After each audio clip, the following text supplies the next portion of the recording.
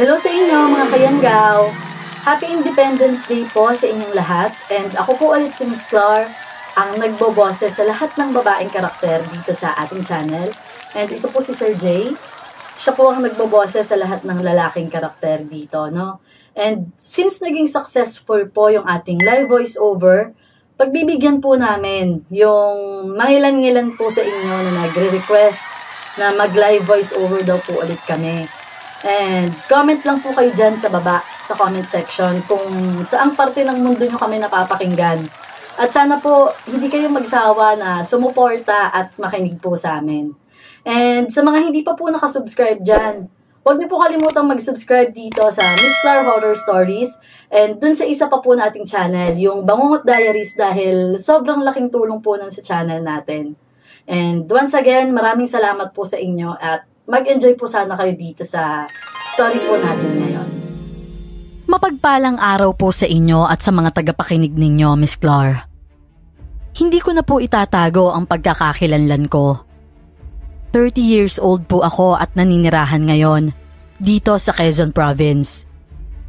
Gusto ko sanang ibahagi sa inyo ang history pa ng tatay ng lolo ko. Ang kwento nilang nagpasalin-salin na sa 3 henerasyon ng aming pamilya. Bata pa lang ako, kabisado ko na ang kwentong yon ni Apong Dante. Walang pinalampas na detalye ang papa ko. Kaya naman masasabi kong maibabahagi ko din ng maayos sa inyo ang naging journey nila noon bilang mga matatapang na katipunero. Hindi lamang laban sa mga Espanyol at Amerikano, kung hindi ang naging laban na din nila sa mga nilalang na kung tawagin sa henerasyon natin ngayon ay mga batang aswang o atikolan. Isa ang kwentong yon sa dahilan kung bakit maliit pa lang ako, naniniwala na talaga ako sa mga nilalang na yon. Sisimulan ko ang aking kwento taong 1899 sa point of view ni Apong Dante, ang lolo ko sa Talampakan. Sa ganitong paraan ay mas mauunawaan ng inyong tagapakinig ang kabuuan ng aking kwento. Ako po si Catherine at ito ang kwento ng aking lolo.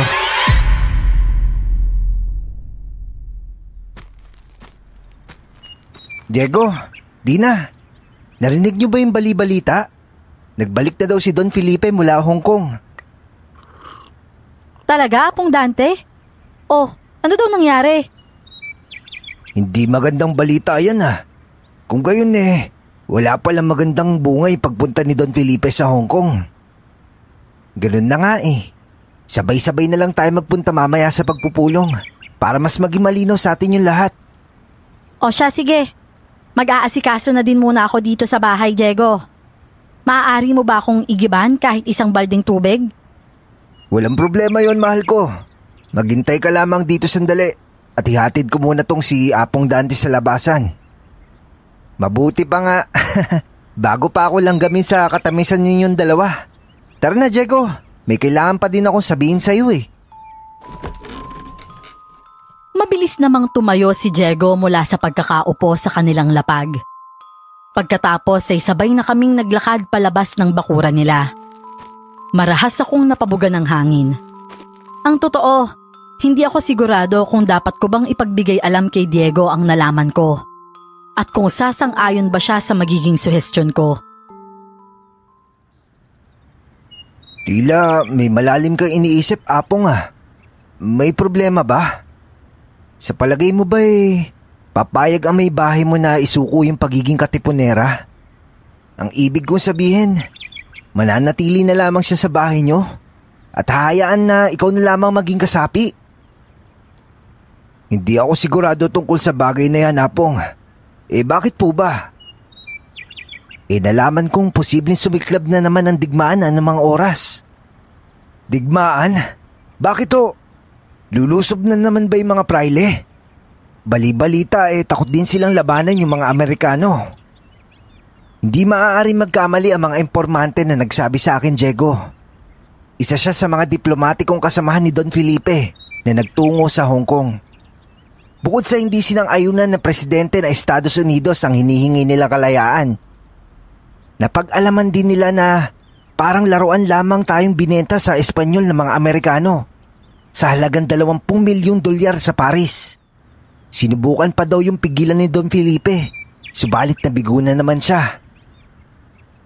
Ang ibig mo sabihin, may ibang plano pa talaga ang mga Amerikano sa bansa natin? Maliban sa tulungan tayo makalaya mula sa Espanyol? Tama ka, Diego. Posibleng sila ang susunod na sasakop sa ating bansa. Hindi maaari. Hindi maaari! Kaya't maganda ka, Diego. Kung inaakala mo natapos na ang gera, nagkakamali ka. Nagsisimula pa lang tayo sa mga susunod pang gera upang ipaglaban ang ating kalayaan sa bagong mananakop. Kausapin mo din si Dina nang sa gayon bitawan niya ang pagiging katipunera. Hindi naman lingid sa atin kung gaano kalakas ang puwersa ng mga Amerikano. Tama kayo, Apong. Ngayon pa na nagpaplano na din kami magkaroon ng anak. Ang buong akala kasi namin tapos na ang digmaan. Maganda balita yan, Diego Kung gugustuhin mo na di umalis bilang kasapi ng katipunan, maunawaan ko. Hindi po, Apong. Para sa akin, walang magiging silbi ang pagbuo namin ng pamilya kung walang malinaw na kinabukasan para sa magiging anak ko. Kailangan ko muna siguruhin na maliligtas sila bago pa man sila isilang sa mundong to. Nakakabilib ang paniniwala at paninindigan mo, Diego. Maraming salamat O siya, mauna na ako. O sige ho, mag-iingat kayo. Bago ako tumalikod ay nakita ko pa ang pag-aalala sa mga mata ni Diego. Maging ako, hindi ko mapigilan ang pagkabahala. Kung totoo man na ipinagbili lamang ng mga Espanyol sa Amerikano ang kalayaan ng bansang to sa kanila, hindi malabong mag-alyansa na naman ang aming grupo. Pag-uwi ko sa bahay, sinalubong ako agad ng anak kong si Catalina. 8 taong gulang lang siya, pero mahusay na sa pagpapatalas ng mga tabak. Agad niyang ipinakita sa akin ang maliit na kutsilyong gawa niya. Namangha ako dahil sa magandang disenyo nun. Tingnan mo tayo, bukod sa maaari itong magamit na panghiwa, pwede nyo ding gamitin yung likuran nitong bahagi pang putol ng mga sanga ng puno. Aba, napakahusay naman ito, Catalina. Ginawa mong kabilaan ng talim? Para sa inyo talaga to, Tay. Magagamit nyo to dahil mailalagay nyo lamang sa bulsa ninyo. Talaga ba? Naku, maraming salamat. Yung nanay mo nasaan? Nasa kwarto ho, pinapatulog po si Danilo. Ganun ba? O siya, sige. Dito ka muna Huwag ka na lalabas ng bahay sapagkat madilim na. Opo, Tatay. Pagpasok ko sa aming silid ay naabutan kong tulog na din ang aking may bahay. Marahil ay nakaidlip din habang pinapadede ang aming bunso. Marahan akong napabugan ng hangin. Tumabi ako sa kanya at niyakap sila. Mabigat sa loob ko ang planong naglalaro sa aking isip. Pero wala akong ibang pagpipilian kapag nagkataon. Dahil nakaluto na din naman ay sabay na kaming kumain ni Catalina. Pagkatapos, binilinan ko siyang ilakang pintuan pag-alis ko at tumabi na lamang sa kanyang ina upang matulog na.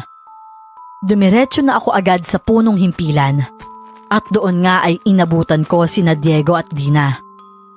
Tumabi ako kay Diego na nooy ngumiti naman agad pagkakita sa akin. Sa palagay ko, hindi mo makukumbinsi ang iyong may bahay na isuko ang kanyang pakikipaglaban. Tama ka, Apong. Gaya ko, ipinagpaliban na din muna niya yung plano namin mag-anak na. Hindi rin siya sang-ayon na magpasakop naman ngayon sa imperialistang bansa. Yun ay kung totoo man ang balitang ipinagbili nga tayo ng mga Espanyol. Alam mo, hiling ko din sana na hindi totoo ang tungkol sa bagay na yun. Hindi ako natatakot para sa sarili ko, kundi para sa buhay ng aking pamilya. Ipanalangin natin na sana matapos na itong digmaan, Apong. Pero nang matapos ang pagpupulong ay nakumpirma namin na totoo ang balita. Isang pahayagan ang nakita namin. Naglalaman yon ng ilang detalye kasama ang larawan ng 2 partidong nagkasundo sa Paris. Hindi ito maaari. Hindi tayo pagmamay-ari na Espanya sapagkat natalo na sila sa laban. Anong karapatan nila na ipagbili tayo? Hindi natin alam ang tunay na layunin ng mga Amerikano sa ginagawa nilang ito. Sana hindi na naman tumagugat sa panibagong digmaan. Imposible yan, Apong Dante. Kalalaya lamang natin sa mga Espanyol. Naiwagayway na ang ating bandila, kaya ang alam ng lahat malaya na tayo. Hindi maaari ito. Hindi tayo pwedeng alipinin na naman ang bagong banyaga. Sinasabi ko na nga ba at may ibang layunin yung mga Amerikano na yan sa pagtulong sa atin. Hindi talaga natin maaari pagkatiwalaan ng iba. Tama ka, Diego. Sa ngayon maghihintay na lamang tayo ng hudyat mula sa taas. Sa ngayon, kailangan natin maganda sa posibleng mangyari. Ilang buwan lang ang nakalipas. Nakatanggap nga kami ng balita. 2 sa mga Pilipinong sundalo na nagpapatrolya sa Sampaloc, bigla na lang pinaputukan ng mga Amerikano. Labis na galit ang naramdaman namin. Hindi man kami kasama sa grupo ng mga lumalaban sa patag sapagkat kami mga gerilya. Hindi nakakaligtas sa amin ang bawat kaganapan doon. Ano daw? Huwag makikipaglaban? Ibig sabihin, hahayaan na lamang nating abusuhin tayo at patayin na walang pakundangan? Yun daw ang bilin ng presidente. Wala tayong magagawa kundi sumang-ayon. Hindi! Kahit kailan hindi ako mapapasunod ng traidor na presidente. Nakakalimutan niyo ba kung paano niya nagawang ipapatay si Supremo Andres? Diego, ang bibig mo! Hindi ka dapat nagsasalita ng ganyan sa bagong Supremo. Baka mamaya may makarinig pa sa'yo at ikapahamak pa natin. Maghunos dili ka, Diego. Huwag ka magpapadala sa bugso ng damdamin mo. Mabuti pa ang maging handa tayo. Ako man pauwiin ko ang pamilya ko sa kabundukan. Mas maiging ligtas sila. Pasensya na kayo sa akin. Masyado lamang ako nadala ng hinanakit ko. Hayaan nyo, susubukan kontrolin ang damdamin ko. At hindi nga ako nagkamali. Pinili man ng aming grupo ang manahimik. Ngunit hindi ang mga Amerikano. Hanggang sa nagsimula na ang digmaan. Laking pasalamat ko nang magawa kong itago ang aking mag-anak sa mas liblib pang bahagi ng bundok, kung saan ako'y nagtayo ng maliit na kubo at nag-imbak ng mga pagkain. Huwag mo na po kaming alalahanin, Tay. Ako na po ang bahalang pumrotekta kina Inay at kay Danilo. Sadyang napakatapang mo, anak. Kailangan ko lamang bumalik sa base upang magbantay. Nang sa gayon hindi tayo mapasok ng kalaban. Huwag mong pababayaan ang inay at kapatid mo, ha? Makakaasa po kayo, Tay. Basta't bumalik lang po kayo ng ligtas sa amin. Babalik ako, anak. Babalik ako. Pagkatapos ay ang aking asawa naman ang hinarap ko. Nakakaunawa siyang tumango sa akin. Hinalikan ko na lamang ang kanyang noo, gayon din ang aming sanggol. Palagi kang magdadasal, ah. Siya lamang ang gagabay sa'yo sa mga oras na nasa bingit kayo ng peligro. Huwag mo ko alalahanin, amor. Ang totoo, kayo din ang iniisip ko dito. Hindi ko pa nag-alugad ang buong gubat. Gayunpaman, para sa akin mas makakapanlaban kayo sa marahas na mga hayop kaysa sa mga baril ng mga dayuhan. Naniniwala ako na kakampi namin ng kalikasan, Dante. Sige na, humayo ka na at dumidilim na. Mabigat ang loob ko nang iwan ko sila. Subalit mas matimbang ang tawag ng rebolusyon. Nang medyo malayo-layo na ako sa kinatitirikan ng aming bahay, may nasalubong pa akong isang batang lalaki. Sa tansya ko, kaidaran lamang siya ng aking anak na si Catalina. Iyo, taga rito ka ba? Tsaka bakit wala kang saplot pang itaas? Tsaka madumi yung katawan mo. Pero hindi ako sinagot ng bata. Kakaiba ang tinging ipinukol niya sa akin. Tila sinusuri niya ang kabuuan ng mukha ko. Lalapitan ko sana siya nang paupo siyang umatras. Nangunot ang noo ko. Hindi siya normal kumilos. Nang matutok ang mga mata niya sa nakasukbit na barel sa balikat ko, kusa na din akong umatras. Huwag ka mag-alala. Hindi ako masamang tao. Naliligaw ka ba, ha? Gusto mo samahan kita makauwi sa inyo? Pero gaya kanina ay hindi ito nagsalita. Umatras pa ito ng umatras habang hindi hinihiwalay ang mga mata sa akin. Payat ang bata at mukhang gutom kaya naman mula sa dala kong bag, inilabas ko ang isang balot ng tinapay at iniabot yon sa kanya. Oh, ito. Sa'yo na to. Kung wala ka matutulayan, nandyan lang yung bahay namin. Pwede ka makasilong dyan o di naman kaya makikain. Papadilim na din kasi. Kailangan ko nang bumalik sa base. Dahil ayaw namang lumapit ng bata sa akin, kaya iniwan ko na lang ang pagkain sa lapag. Nakabalot naman yun sa papel kaya hindi madudumihan. Nginitian ko pa ang bata bago siya tuluyang nilampasan. Nang makarating ako sa base, sinalubong agad ako ng masamang balita. Oh, Diego, bakit tahimik ang lahat? May nangyari ba? Dumating yung mensahero kanina. May dalang masamang balita. Masamang balita? Anong ibig mo sabihin? Ang General Goyo patay na. Napatay siya kasama ang mga kawal niya sa sagupaan sa Pasong Tirad. Natanggal ko ang suot na salakot at nanghihinang napaupo sa tabi ni Diego. Napayuko ako. Hindi ko mapigilang makaramdam ng panghihina, galit at matinding lungkot.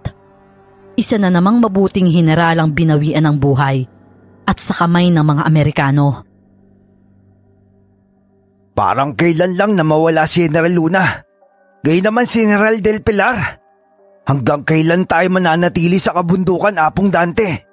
Hindi kaya lubusan na tayo masakop ng mga Amerikano kalaunan? Ang magagawa na lamang natin ay yung pagdasal ng kaluluwa nila. Naway makamtan nila sa kabilang buhay ang kapayapaan na ipinaglalaban nila dito sa lupa. Ganun lang yung magagawa natin. Nauunawaan ko ang kagustuhan mong lumaban. Maging ang puso ko nagliliyab sa kagustuhan matapos ang digmaan nito. Subalit, panahon lamang ang makakapagsabi kung kailan. Nang gabing yon ay walang maririnig sa kapaligiran kung hindi ang mga tunog ng kuliglig. Lahat kami, tahimik na nagluluksa habang napapaikot sa isang malaking apoy na nasa gitnang bahagi ng aming base. Ilang sandali pa, may nagsimula ng isang malungkot na awitin. Hanggang sa sinundan pa iyon ng iba. Sa tulong ng liwanag ng buwan, kitang-kita ko kung paano magpahid ng luha ang ilan sa mga kasamahan ko. Iisa ang nais ng puso't isip namin, ang makalaya sa mapang-abusong kamay ng mga mananakop. Abril taong 1901, nakarating sa amin ang balitang tuluyan ng sumuko ang presidente sa mga Amerikano. Matapos ang 3 taong pakikibaka, susuko din pala siya at muli magpapasakop sa mga dayuhan. Kabastusan ito sa mga nagbuwis ng buhay para sa kalayaan. Kumalma ka nga, Diego. Anong malay natin? Baka hindi tulad ng mga Espanyol, maging mas maayos at madiplomasya ang mga Amerikano. Duda ako dyan, Dina. Nagawa tayo paikutin ng mga yan sa kanilang mga daliri. Pinaniwala tayong mabuti sila at kaibigan. Pero ano na nangyari? Hindi nyo ba nakikita? Minamanipula nila tayo sapagkat maliit lamang ang tingin nila sa atin. Sa ngayon, umasa muna tayo sa tigil putukan, Diego. Maging payapa sana ulit ang bayan natin. Hindi tayo magiging payapa hanggat may nangingilam na ibang lahi sa atin. Diego, ang mabuti pa, umuwi na din tayo sa ating mga tahanan.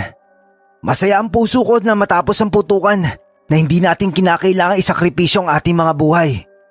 Bakit hindi niya ituloy yung naudlot yung plano ni Dina? Hindi ho muna siguro, Apong Dante. Hindi talaga maganda ang pakiramdam ko sa nangyayaring ito. Tinapik ko sa balikat si Diego. Sa iilang beses na nakipagdigmaan kami, nauunawaan ko kung bakit gano'n na lang siya kung mag-isip. Isa pa, mahirap talaga itong magtiwala ulit. Lalo na't nakita niya ang tunay na hangarin ng dati tinuring naming kakampi at kaibigan. Talaga po, Itay? Makakauwi na po tayo?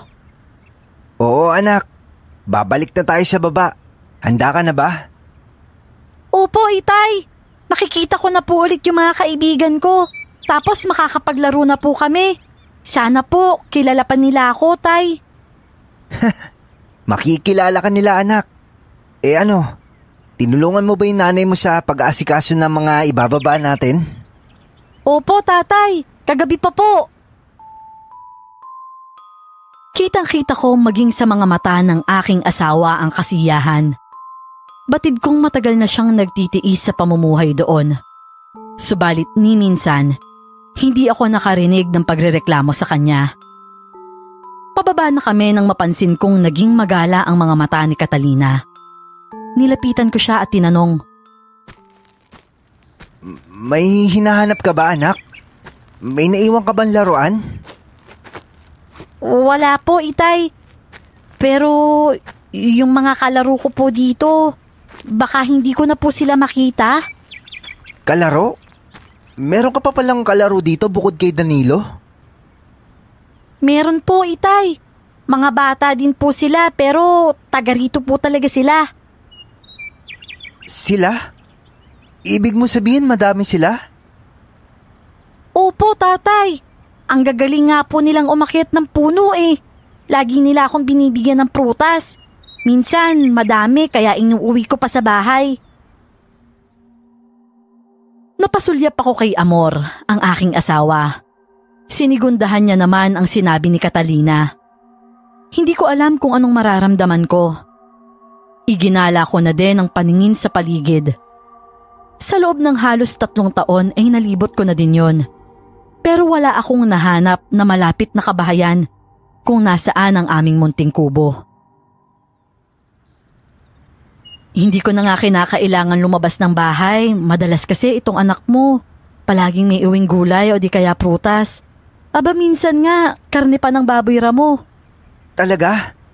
Tsaka sa kalaro ng anak natin yung galing? Opo, Tatay. Sila mismo yung nanghuhulit. Pagkatapos bibigyan nila ako ng pang-ulam namin sa bahay. Tinanong ko nga kung taga saan yung mga kalaro niya eh. Hindi daw alam ng anak mo. Basta kapag umaga na naglalaro na sila, uuwi lang si Catalina tanghali na. Ibitbit na yung prutas. Tapos kakain. Pagkatapos lalabas ulit. Pag uwi naman ng hapon, kung hindi gulay, karne na kung ano-anong hayop naman ang dala. Hindi mo yata nakwento sa akin yung tungkol sa bagay na yan, Amor ah. Ilang beses kong sinubukang ikwento sa'yo, Dante. Kaya lang, kung hindi ka naman tulog, nagmamadali ka namang bumalik sa base. Ganun ba? Pasensya ka na ha. Ano ka ba? Huwag mo nang isipin yun. Ang importante ngayon, alam mo na. May kung anong kumurot sa puso ko. Hindi ko alam na may gano'n na palang nangyayari sa pamilya ko. Siguro nga, masyado akong napokus sa revolusyon at hindi ko na sila masyadong napagtutuunan ng pansin. Oo nga't hindi ako nagkulang sa bayan. Pero ang kapalit naman noon, hindi na ako naging responsableng ama sa aking mag-iina. Hayaan nyo, babawi na ako ngayon. Pangako yan. Lagi na tayo magkakwentuhan at maglalaro. Tay, naglalaro pa rin po kayo? Di ba po malaki na kayo? Aba, bakit naman? Bata lang ba yung pwede maglaro? Gusto mo... Malakas na sigaw ang kumawala sa bibig ng aking anak nang bigla ko na lang siyang kargahin. Malulutong na tawanan ng pumuno sa kagubatan habang binabaybay namin ang pababanon. Nakakabahala na ang basta panghimasok ng mga Amerikano na yan dito sa baryo natin. Bakit hindi tayo makipag-usap na sana huwag na sila mangialam dito? Sa palagay mo ba madadaan pa sa diplomasya ang mga yan, Diego? Pwede naman natin subukan eh. Hayaan nyo. Kakausapin ko ang punong barangay para ipaalam sa loobin ng nakakarami. Nung isang araw lang, may lumapit sa akin magsasaka. Hindi daw patas ang pagbili sa kanila na kanilang mga palay. Higit na mababa yun kaysa sa normal. Huwag kayong magpadalos-dalos ng pagpapasya, Diego, Dante.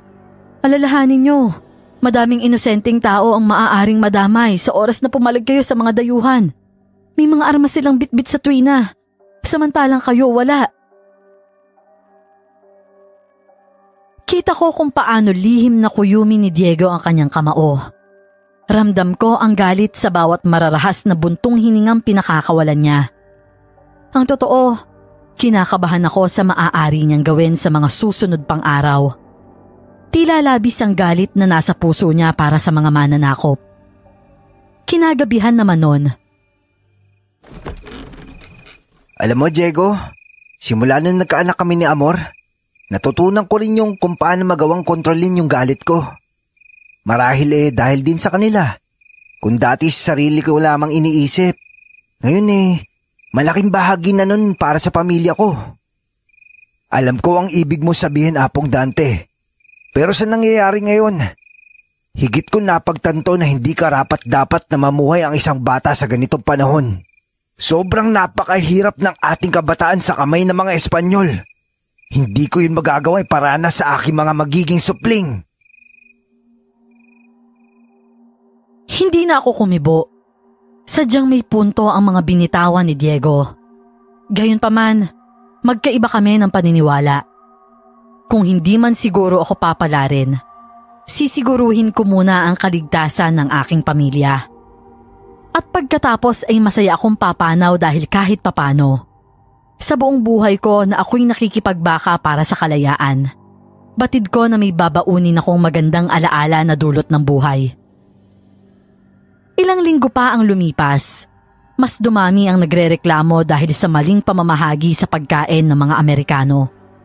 Bukod pa doon, may ilan ding relihiyoso ang lumapit sa punong barangay para magreklamo na maging ang pananampalataya nila, dinudungisan ng mga ito. Pero ang hindi ko inaasahan ay ang pagsugod doon ni Dina na umiiyak. Oh, Dina, may nangyari ba?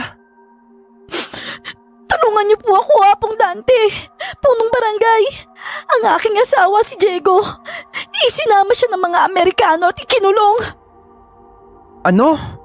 Bakit siya hinuli? Kasi ipinagtanggol niya yung isang alin na nanghihingi ng dagdag pang bigas at delata. Ayaw bigyan ng mga namamahaging dayuhan. Kaya nakipag-away si Diego. Kumalma ka muna, Dina.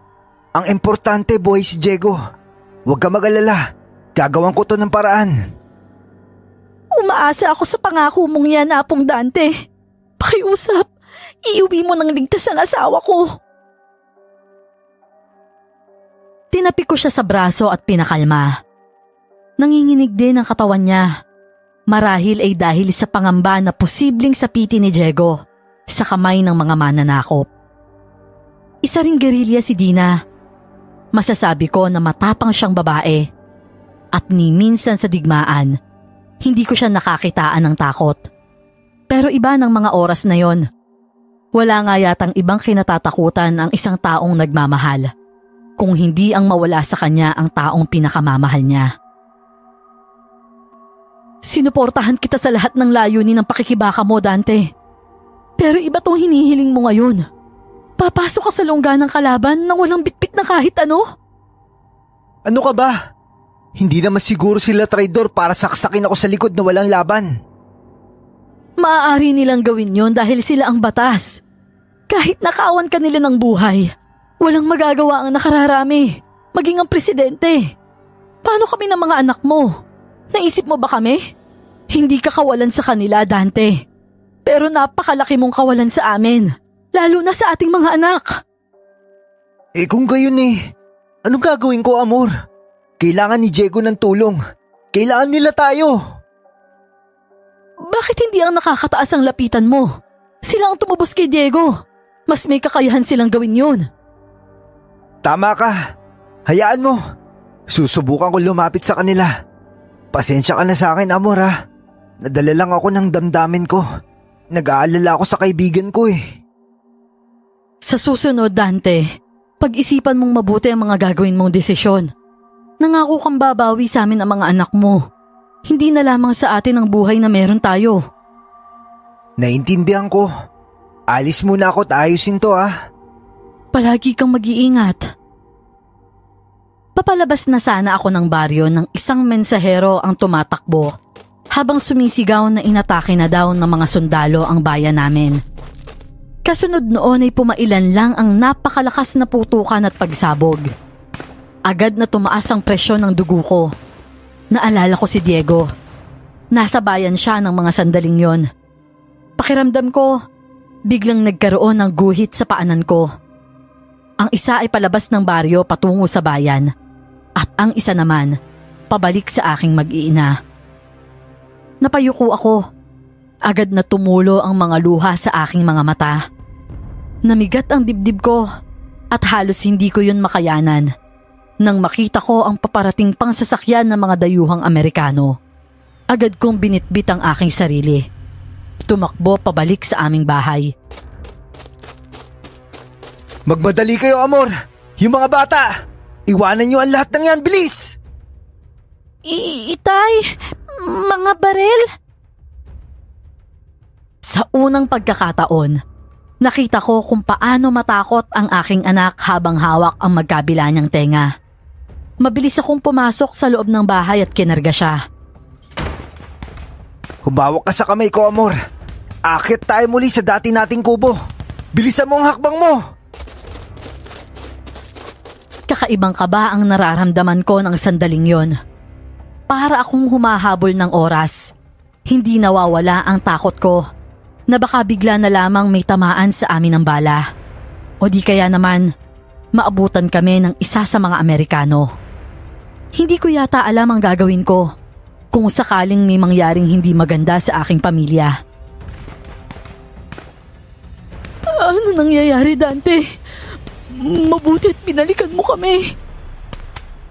Hindi ko kayo pwedeng pabayaan, Amor. Tara na!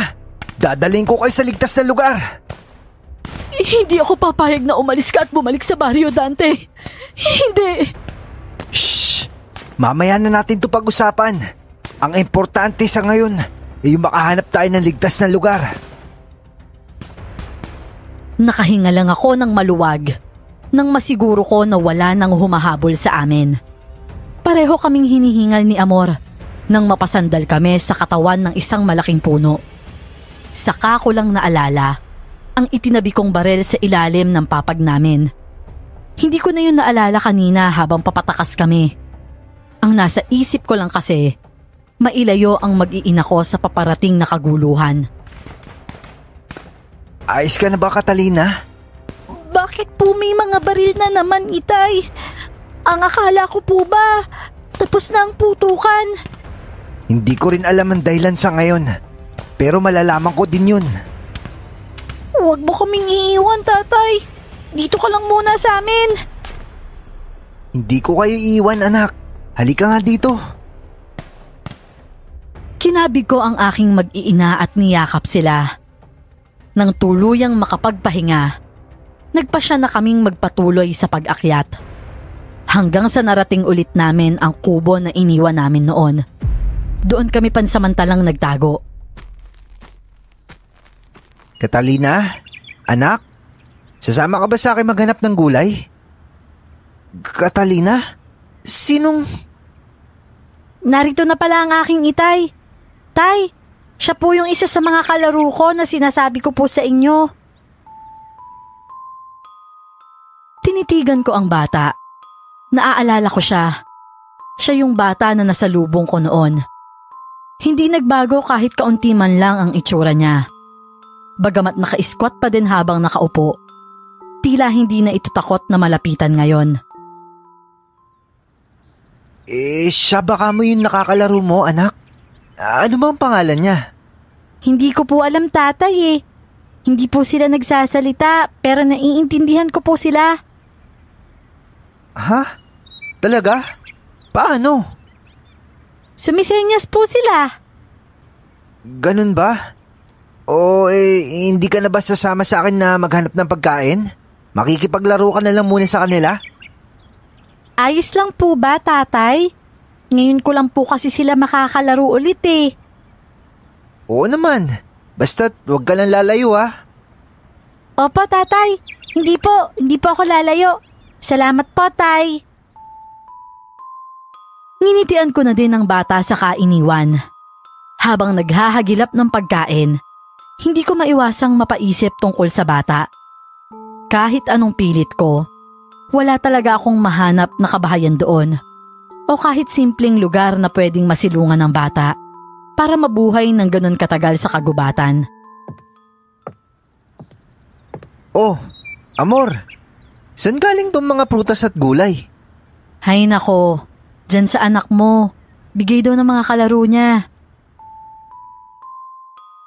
Parang napahiya pa ako sa bitbit kong ilang pirasong puso ng saging. Ang nakikita ko kasi sa lapag, halo-halong prutas gaya ng hinog na saging, siniguelas, bayabas, duhat, hinog at gulay na papaya. Meron pang kamote. Ang dami naman nito. Paano nabitbit to ng anak mo? Tanungin mo na lang si Catalina. Nakaidlip kasi ako eh. Pagising ko, nandyan na siya. Bagamat natutuwa, hindi ko maiwasang kabahan. May nararamdaman akong kakaiba sa mga batang yon. Ang iniisip ko na lang, hanggat wala naman silang ginagawang mali sa aking anak at tinutulungan naman kami, magiging maayos ang pagsasama-sama namin dito. Ilang linggo matapos ang pag-atake, nagpa siya akong bumaba ng bundok. Hindi ko napigil si Catalina na sumama sa akin para daw masiguro niyang babalik ako. Pero gusto kong magsisi na bumaba pa ako. Nakakapanghina kasi ang sumalubong na tanawin sa amin.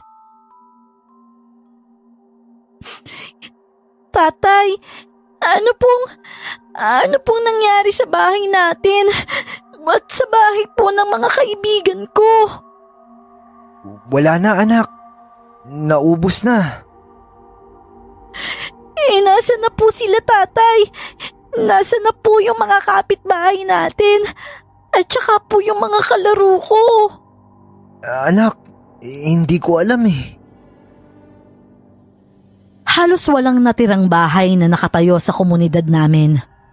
Mga debris ng sunog na mga kahoy at gamit lang ang tumambad sa amin. Wala na ding katao-tao sa paligid. Agad kong tinungo ang kinatatayuan ng dati naming bahay. Hinukay ang kinalalagyan ng sandatang itinago ko. Laking pasasalamat ko nang makita ko naman yun doon. Nang lingunin ko si Catalina, umiiyak na siya habang pinipili ang mga damit niyang hindi pa masyadong nadilaan ng apoy. Maging ang mga laruan nila ni Danilo. Parang dinurog ang puso ko sa nakikitang paghihirap ng aking anak. Anak, iwan mo na lang muna yan dyan ha. May hanapin lang tayo. Tumango naman siya at tumayo na. Ang dating madaldal at palangiti kong anak, parang bigla na lang nawala ng lakas magtanong o magkwento. Nirespeto ko ang pananahimik niyang yon. Habang naglalakad kami, may nasalubong kaming isang matandang lalaki. Nang makita kami nito ay agad na nangunot ang kanyang noo, habang titig na titig kay Catalina. Nang tuluyang makalapit ay saka ko siya nakilala. Tatang Rolly, mabuti na lang nagkita tayo. Ano po nangyari dito? Itago mo si Catalina, Dante! Mabilis ka! Huwag mong hayaan dumating ang mga sundalong Amerikano. Bumalik na kayo kung saan kayo nagtatago! Ho? Ano po ba nangyayari? Patawad ho. Una ko po niligtas yung pamilya ko, kaya hindi ako nakatulong nung umatake yung mga Amerikano. Hindi na mahalaga yon. Ang importante, ligtas kayo. Napakaraming binawian ng buhay dito sa atin at halos ubusin nila ang mamamayan. Ngayon naman Nang makarinig kami ng malakas na putok mula sa kung saan, sabay-sabay kaming napalingon doon. Mga sundalong Amerikano yon. Halos ipagtabuyan na kami ni Tatang Rolly. Iligtas mo yung anak mo, Dante! Pinapatay nila ang mga batang 10 taong gulang pataas! Tumakas na kayo! Bilisan nyo! Hindi ako mapakali nang muli kong marinig ang malakas na putok. Saka pa lang ako natauhan. Agad kong kinuha ang kamay ni Catalina at hinatak siya pabalik sa kagubatan. Tay, napapagod na po ako. Hindi tayo pwedeng huminto, anak. Halika, sumakay ka sa akin. Hindi nila tayo pwedeng sundan. Baka pati ang nanay at kapatid mo mahanap nila. Kailangan natin silang iligaw. Nang lumingon ako sa likuran namin, nakita kong malapit na sa amin ang mga sundalo. Kinuha ko ang barel at inasinta sila. Isa sa 3 sundalo ang tinamaan ko sa balikat. Gumanti sila ng putok, pero hindi kami tinamaan. Lalo ko pang binilisan ang pag-akyat. Kung saan-saan ako nagsusuot. Pero dahil nauuna kami at pataas, nakikita talaga nila kami. Mabuti na lang, alam ko ang taktika upang hindi nila kami maasinta at tamaan. Ibinaba ko na si Catalina at pinatakbo siya ng mabilis. Mula sa kinaroroonan ay umasinta akong muli. Nakita kong tila may kausap sa kanyang radyo ang isa sa mga sundalo. Kinabahan ako, kaya't sinubukan kong patamaan ang radyo nito. Pero dumaplis lang yon. Nagpatuloy ako sa pagtakbo, pero hindi ko na makita si Catalina. Catalina? Anak! Nasaan ka? Subalit walang tugon. Lalo lang nadagdagan ang pagkabahala ko. Iginala ko pa ang paningin sa paligid, pero hindi ko talaga siya mahanap. Hindi! Catalina! Anak! Magsalita ka! Nasaan ka ba? Malapit na sa kinaroroonan ko ang mga sundalo, pero hindi ko magawang lumayo doon. Hindi ko alam kung paano ang gagawin. Hindi ko po pwedeng iwanan ang anak ko, pero hindi rin ako pwedeng maabutan ng mga sundalo. Pagkarating ko sa aming bahay, sinabi ko kaagad kay Amor ang nangyari. Ano? Paanong nawawala? Hindi ba't magkasama kayo? Oo nga. Nakasakay siya sa akin. Tapos binaba ko lang siya. Ang sabi ko tumakbo na. Pagkatapos gumanti lang ako ng putok sa mga sundalong Amerikano. Pero pagtingin ko wala na ulit siya. Gumanti ng putok? Sundalong Amerikano? Bakit? Hinahabol ba nila kayo? Oo, Amor. Nasa lubong ko si Tatang Rolly. At siya ang nagsabi na pinapatay doon ng mga sundalo mga batang 10 taong gulang pataas. Ano? Hindi, Dante. Hindi. Mabuti na lang nagawa ko iligaw yung mga sundalo bago pa man ako mapadpad dito. Napaluhod na sa papag na sahig ang asawa ko. Agad siyang pumalahaw ng iyak. Maging ako ay napaiyak na din. Nilapitan ko siya at niyakap, pero sa unang pagkakataon, tinulak niya ako. Hanapin mo ang anak natin, Dante. Sabihin mo sa aking buhay pa si Catalina. Sabihin mo! Buhay pa si Catalina. Alam ko. Kung saan siya nagtatago, malalaman ko din. Pero pakiusap, huwag ka naman ganito sa akin. Nag-aalala din ako. Obligasyon mong protektahan ang anak natin, Dante. Bakit hindi mo nagawa? Sinisisi ko din ang sarili ko, Amor. Halos ayaw ko umalis sa lugar kanina kung saan siya nawala. Pero labutan ako ng mga sundalo at huhulihin. Anong gusto mong gawin ko? Nasapon ni Amor ang buong mukha ng dalawa niyang palad. Sinubukan ko siyang yakapin ulit at sa pagkakataong yon, hindi naman na siya nanulak. Pinayapa ko siya at hinintay na kumalma. Hahanapin ko anak natin, Amor. Magtiwala ka lamang sa akin. Wala akong ibang magagawa kung hindi ang magtiwala sa iyo, Dante. Iuwi mo si Catalina ng buhay, pakiusap. Hindi ko kakayanin kung may mangyayari sa kanya hindi maganda. Hindi ko rin nahayaang mangyari yun sa kanya. Magpapahinga lang ako ng kaunti at babalik ako yung lugar kung saan siya nawala. Pero kahit anong pilit ko na kumain, wala akong malasahan. Sinubukan ko ding magpahinga ng kaunti, pero hindi ko magawang pumikit man lang. Nang sulyapan ko ang bunso naming anak na si Danilo, mahimbing na ang tulog nito. Si Amor ay nasa sulok lang ng bahay, tulala at umiiyak pa din. Hindi ko mapigilang makaramdam ng galit sa aking sarili. Naging pabaya akong ama. Binigo ko ang aking asawa't anak. Mabilis akong tumayo. Kinuha ko ang aking baril at jacket. Muli kong sinulyapan si Amor. Ganon pa din siya. Walang patid ang pagluha. Namamaga na nga ang kanyang mga mata. Awang-awa ako sa kanya kaya naman mabilis akong bumaba sa kubo. Hindi ko alintana ang madilim na kapaligiran. Kailangan kong mahanap si Catalina. Catalina? Anak ko?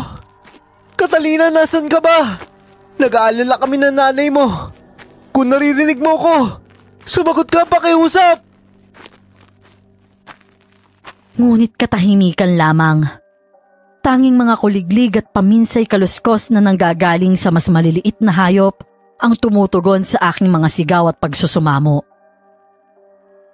Catalina! Anak ko!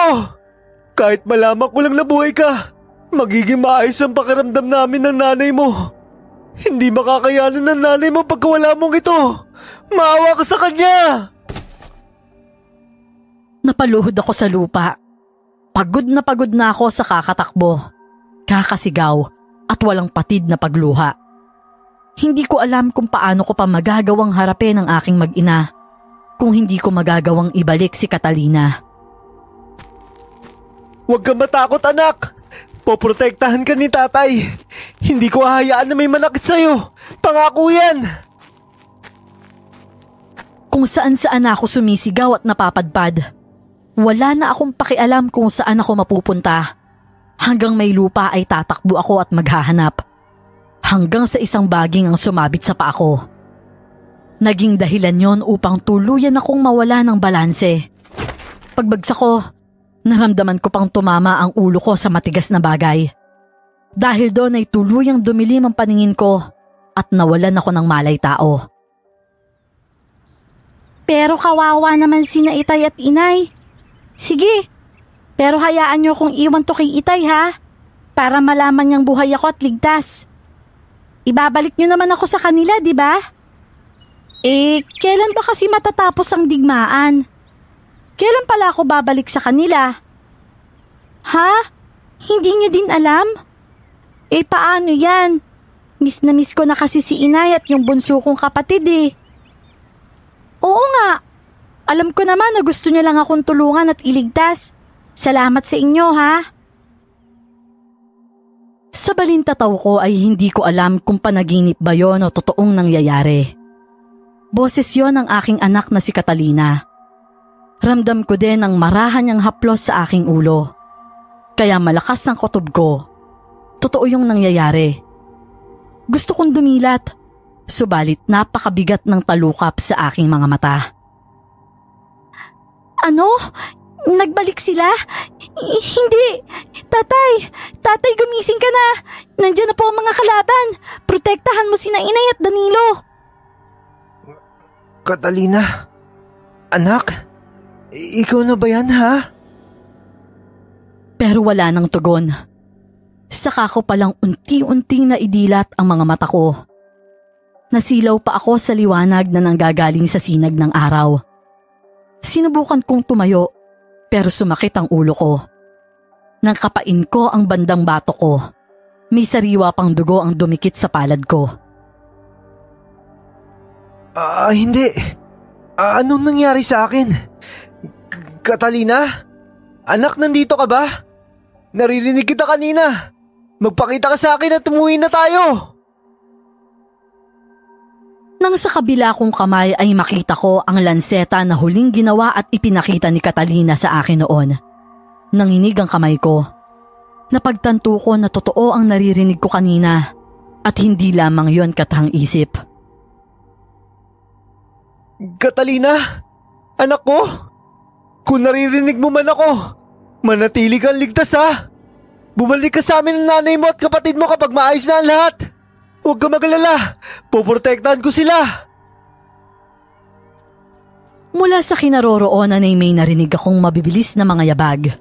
Mabilis na gumana ang aking pandama at pandinig. Tumayo ako. Bagamat nahihilo ay hindi ko yun ininda. Nasilip ko mula sa kinaroroonan ng napakaraming sundalo. Paakyat sila sa gawi ko. Nang lumingon ako sa iba pang dako, nakita ko na napakarami na nilang nakakalat doon. Amor! Yung pamilya ko! Hindi! Mabilis akong tumakbo at tinungo ang kubo na kinaroroonan ni Amor at Danilo. Pero halos manghina ako nang makita silang hawak na ng mga sundalong Amerikano. Umiiyak si Danilo habang tinututukan ng baril ng isa sa mga yon. Hindi! Bitawan niyo maging ako! Mabilis akong tumakbo patungo sa kanila. Pero sinalubong naman ako agad ng ilan sa sundalo at pinukpok ng baril sa ulo bago ko pa man mahawakan ng aking mag-ina. Lalo lang nadagdagan ng hilong nararamdaman ko. Hindi! Huwag! Dante! Amor, buhay yung anak natin. Buhay siya, kaya huwag kang magalala. Kahit napakabigat ng manhid ng ulo ko, hindi ko pa rin magawang ipikit ang mga mata. Galit kong tinitigan ang dulo ng baril nang itutok yon sa akin ng isa sa mga sundalo. Tinatanong nito kung nasaan ang aking anak na si Catalina. Hindi ko alam. Kung gusto nyo, hanapin nyo! Ni hindi ako nakaramdam ng takot nang ilagay pa nito ang baril sa noo ko.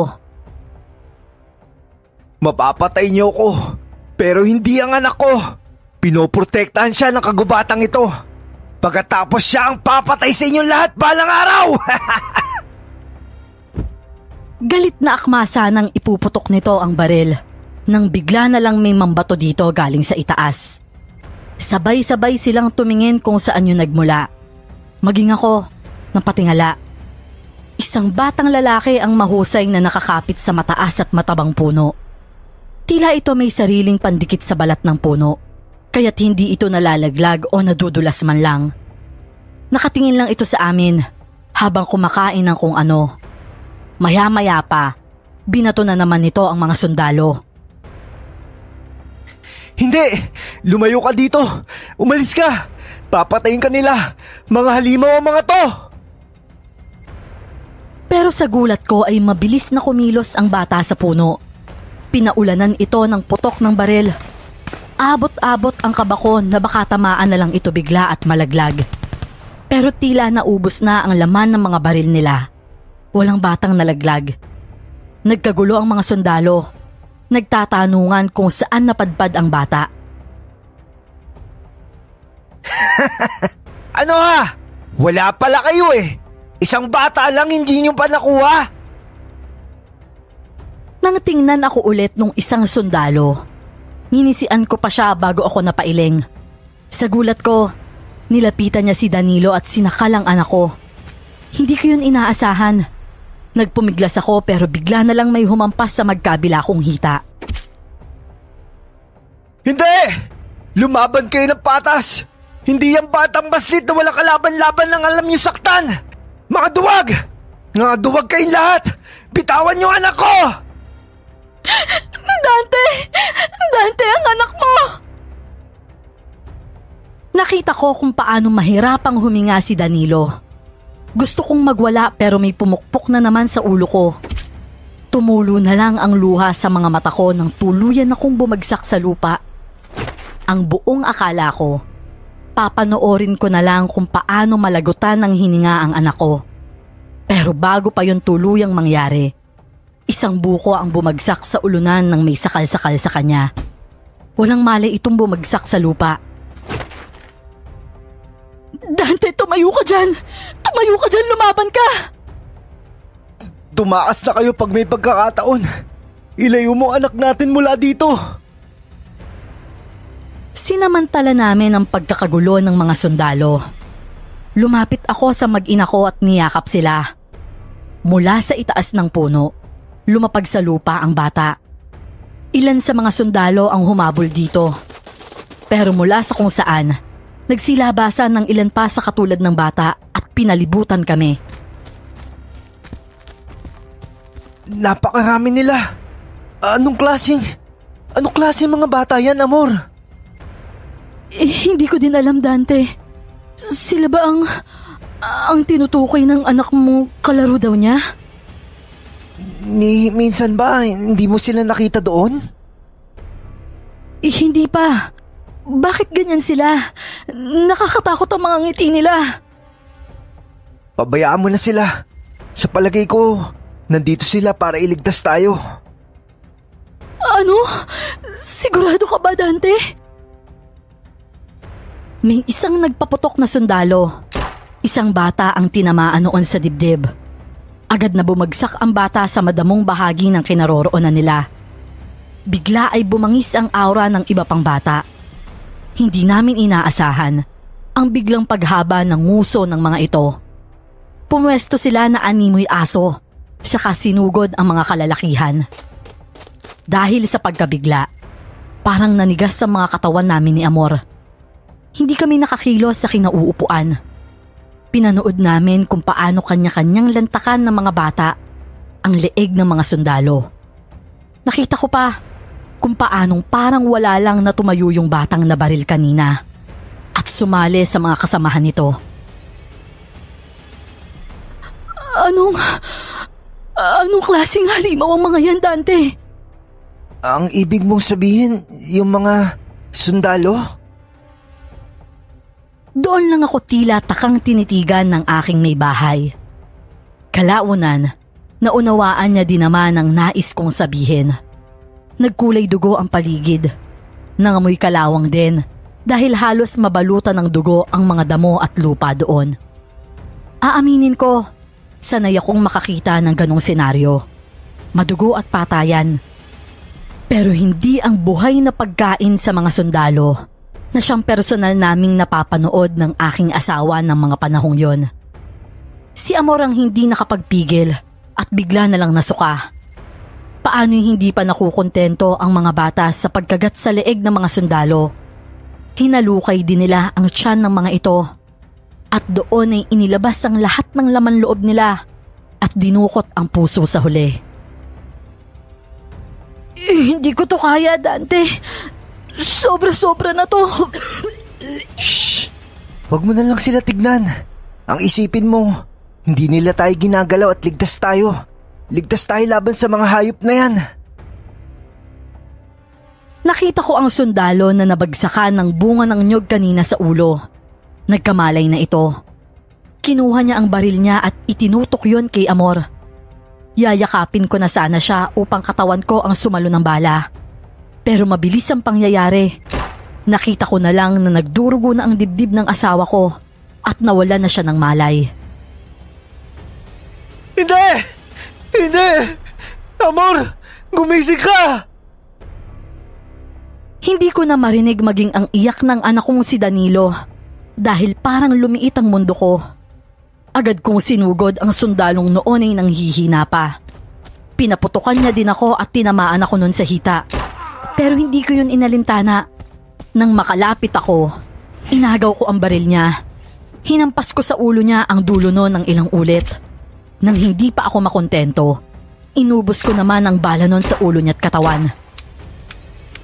Hayop ka! Papatayin kita!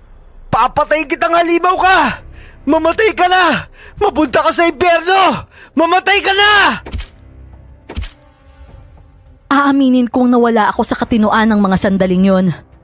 Nang matapos ako, nakita kong nakatingin na lang sa akin yung mga batang halimaw. Gaya nila, puro dugo na din ang kamay ko at damit. Noon ko palang muling narinig ang malakas na pag-iyak ng bunso ko. Danilo! Anak ko! Pero bago ko pa marating ang kinaroroonan ng mag-ina ko, tuluyan ng nanlabo ang paningin ko at bumagsak ako sa lupa. Marami ang dugong nawala sa kanya, Dina. Nasa katawan niya kung kakayanin niya pa ito makarecover. Ganun ho ba? Sa palagay nyo, kakayanin niya, Tatang Rolly? Sa totoo lang, Dina, malakas ang katawan ni Dante para kayanin ang napakaraming pinsala na yan. Una ay halos mabasag ang kanyang bungo. Doon pa lang ay dapat bumigay na ang katawan niya. Pero kinakaya niya pa rin hanggang ngayon. Lumalaban pa siya at alam kong kakayanin niya to. Sana nga ho, Tatang. Kawawa naman si Danilo kung pati siya mawawala pa sa kanya. Malinaw ang isip ko ng mga sandaling yon. Rinig na rinig ko ang mga katagang huling sinabi ni Dina. Hindi ko alam kung ano ang ibig niyang sabihin. Pero kung tama ang iniisip ko, baka hindi ko yun kayanin. Amor. Amor, mahal ko. Apong Dante, gising ka na ba? Tatang Rolly? Amor, Catalina, Danilo, ali kayo, nandito na ang tatay. Ramdam ko ang pagdaloy ng masaganang luha sa aking mga mata. Doon ay masaya kaming magkakayakap. Para sa akin ng mga sandaling yon ang realidad. Nagising na ako at okay na ang lahat. Yun nga lang, may mali talaga. Mausok ang paligid ko at hindi rin malinaw ang mukha ng minamahal kong asawa. Hindi na tayo maghihiwalay. Dito na lang ang tatay. Huwag na huwag mong pababayaan ang mga anak natin, Dante. Mahal na mahal ko kayo. Hindi ko kayo pababayaan. Magsasama-sama na tayo, ha. Hindi na ako alis kahit kailan. Apong Dante? Dante, gumising ka! Diyos ko, ano bang nangyayari sa'yo? Bakit ka nangingisay? Tatang Rolly, ano ho ba nangyayari? Masyadong mataas ang temperatura ng katawan niya. Kaya siya nagkakaganyan.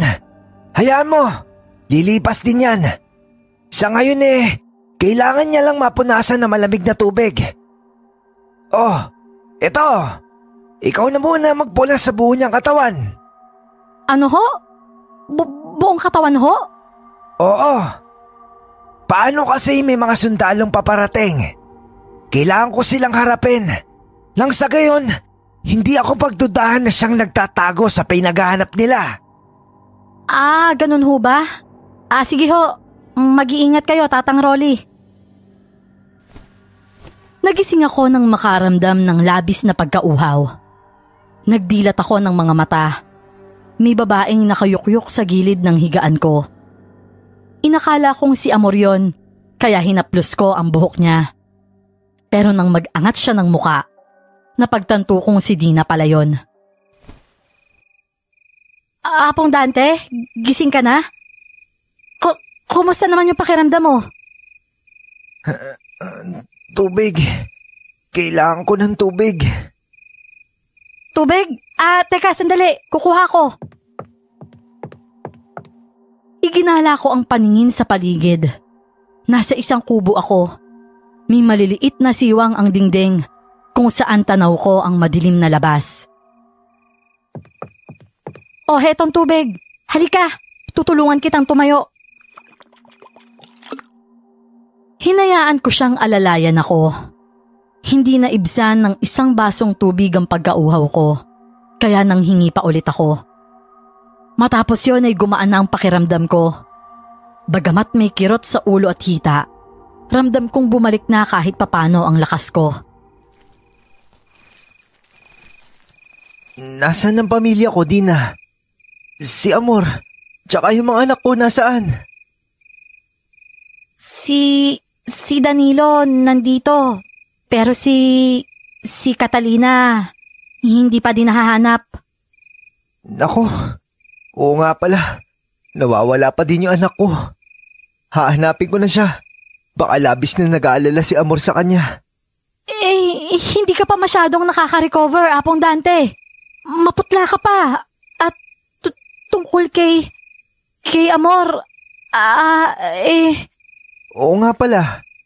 Nasaan si Amor? Bakit ikaw yung nandito at hindi siya? Si Diego, nasaan na? Hindi mo ba alam?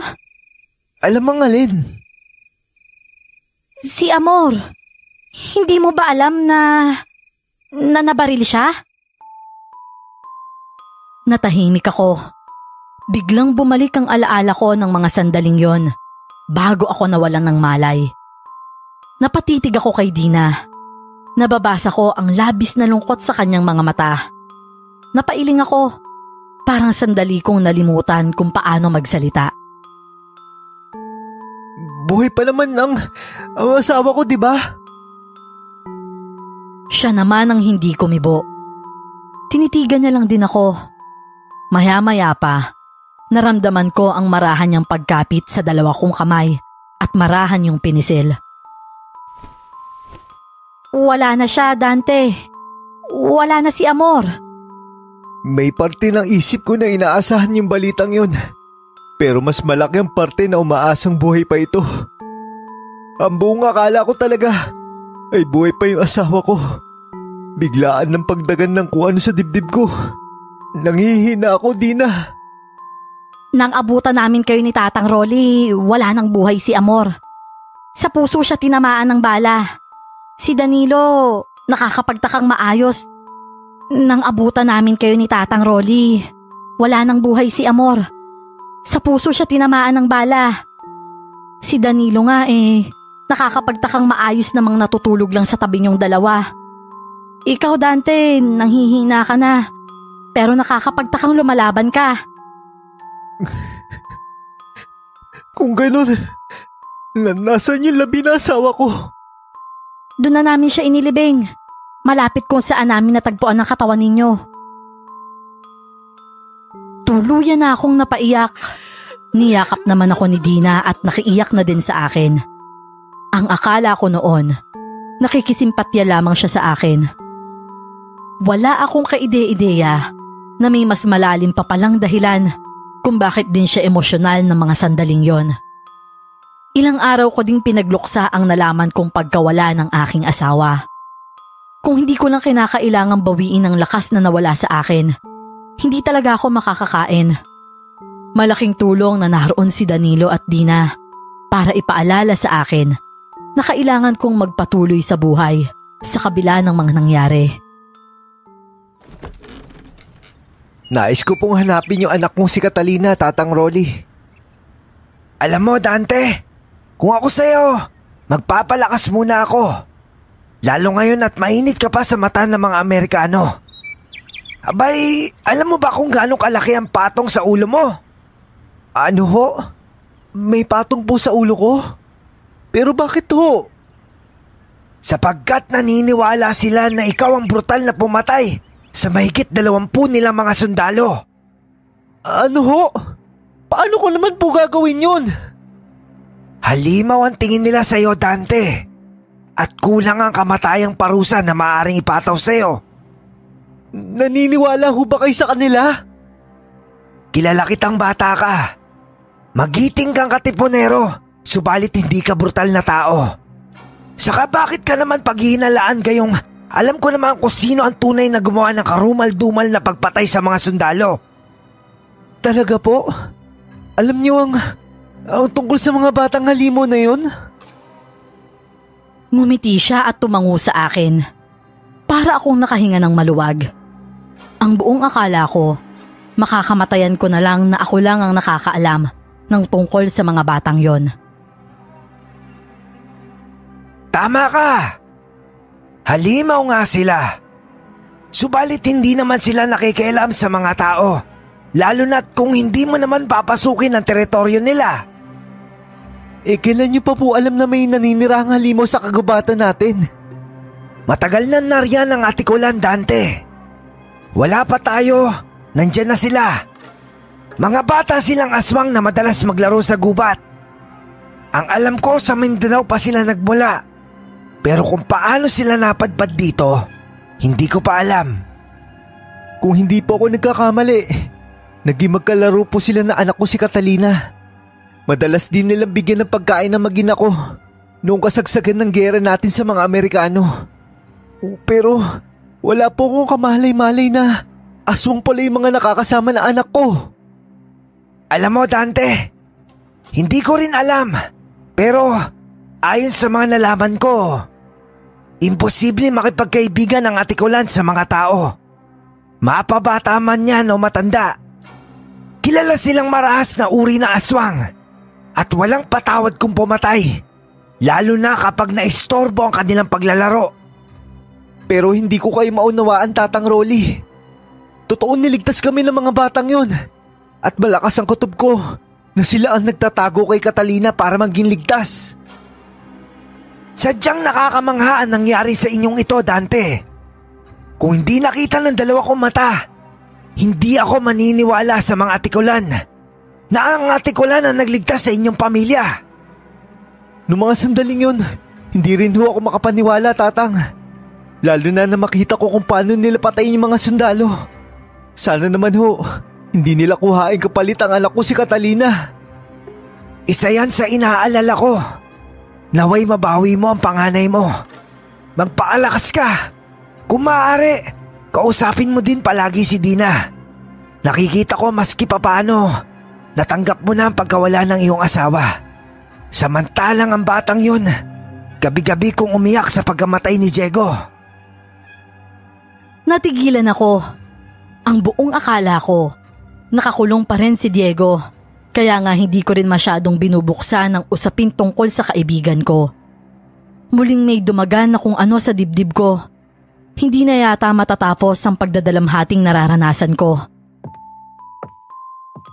Dina, ba't hindi mo sinabi sa akin na wala na si Diego?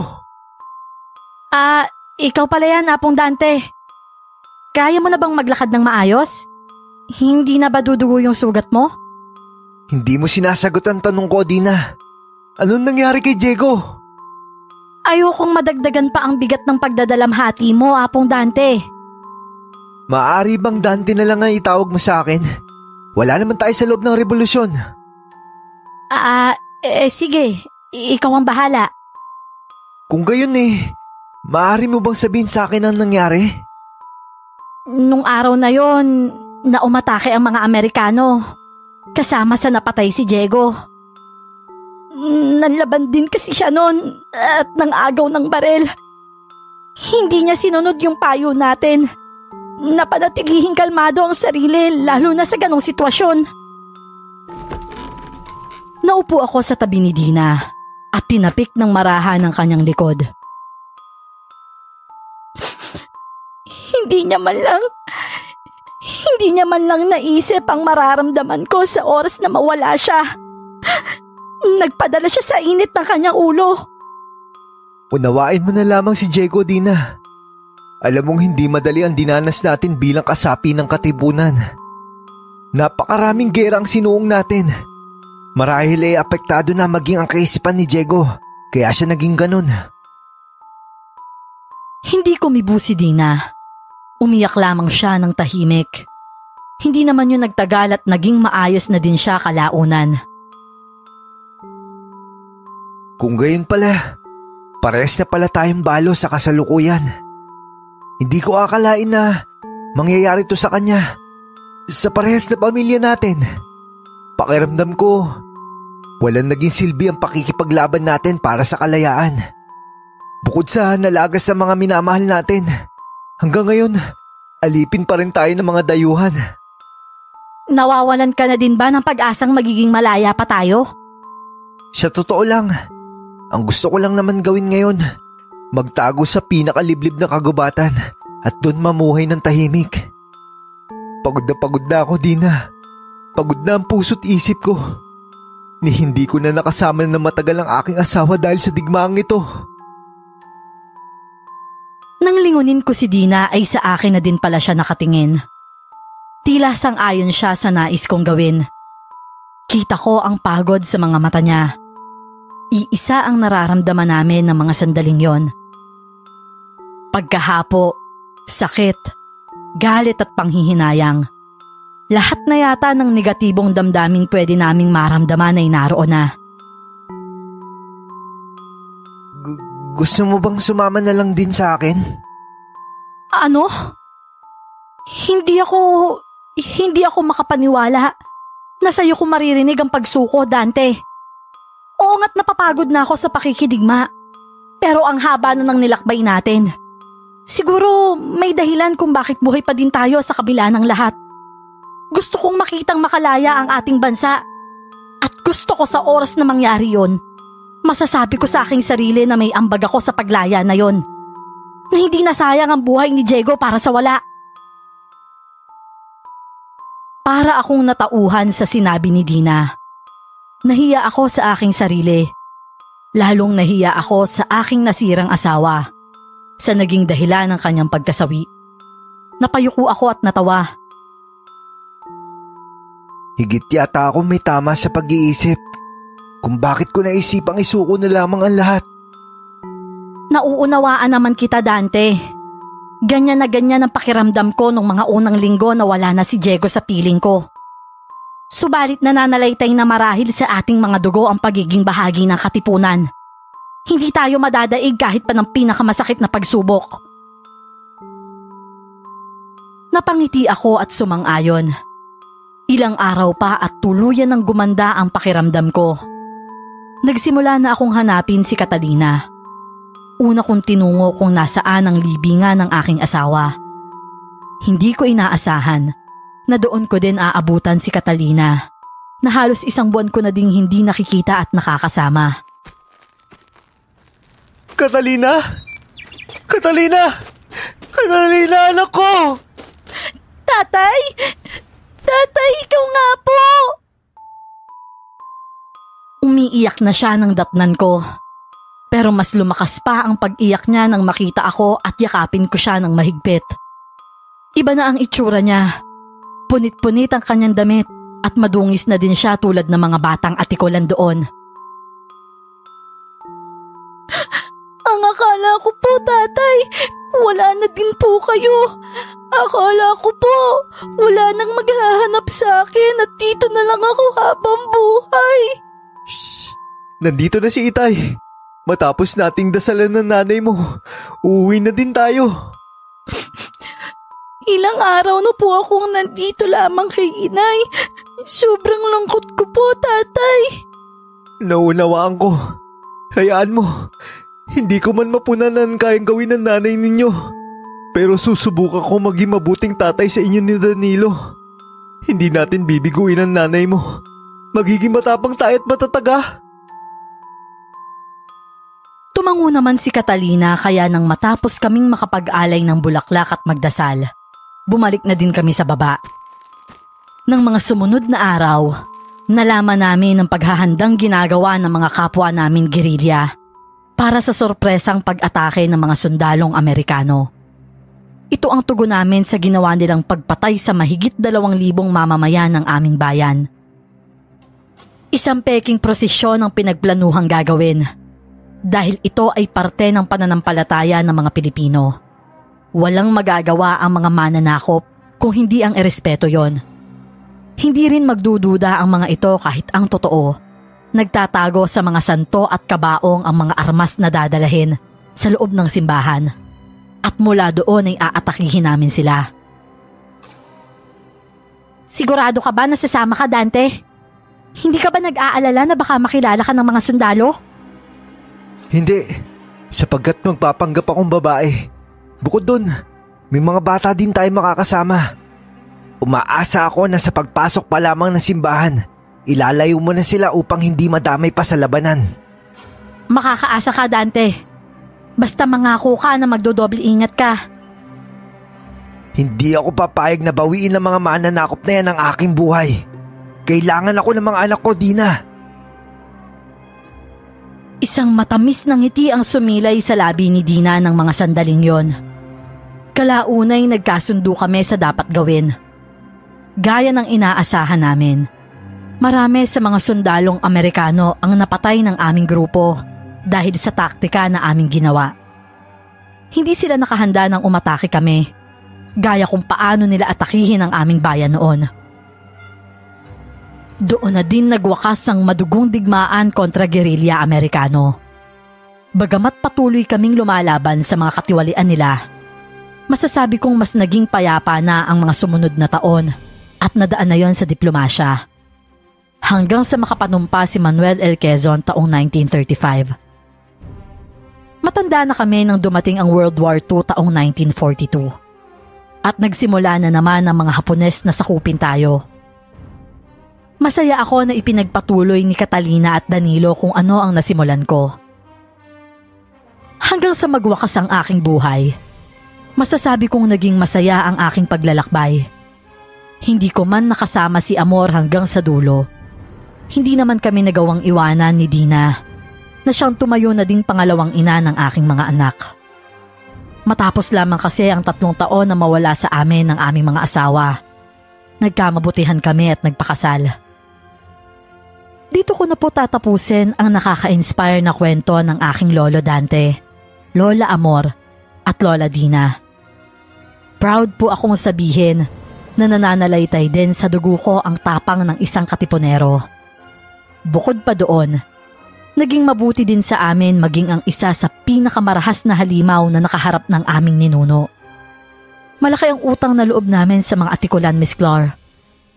Kung hindi marahil sa kanila, baka wala din ako ngayon dito at malayang nagbabahagi ng kwento sa inyo. Maraming salamat po sa inyo at sa lahat ng mga tagapakinig ninyo. So dito na po nagtatapos ang ating story ngayon. Huwag niyo po kalimutang mag-subscribe, pati na rin po sa Bangungot Diaries. Maraming salamat po.